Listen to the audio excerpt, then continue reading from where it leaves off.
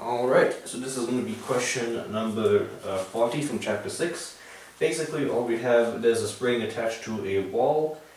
This is a block ice, so frictionless, that weighs 4 kilograms. The spring's constant is 200 Newton meters, and the spring gets compressed by 0.025 meters. The question wants to know what will be the velocity of the object after, like, we compress it by this distance, we let go of the spring. We want to know how fast this ice block will be moving after it leaves the spring. So it'll be compressed and it'll head off in that direction at some speed which we want to find out. To do this, we basically just set the kinetic energy equal to each other, the two equations.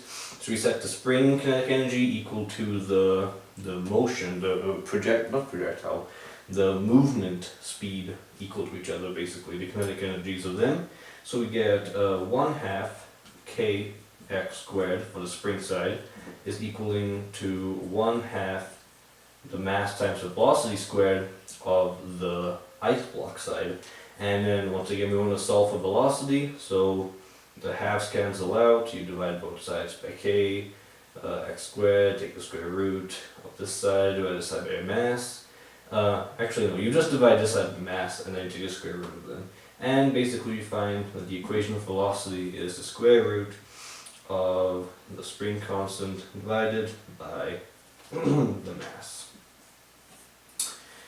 Alright, and and multiply this whole thing by x, the compression distance. And once again, we'll just go ahead and plug all of our numbers back into that. So we get, so we get the square root of k is the spring constant, 200 divided by the mass of 4 kilograms. This whole thing gets multiplied by 0.025. And we get a final velocity when you plug all this into a calculator, just check that out, 1.767 meters per second. And so this is the speed after the ice block leaves the spring moving in that direction.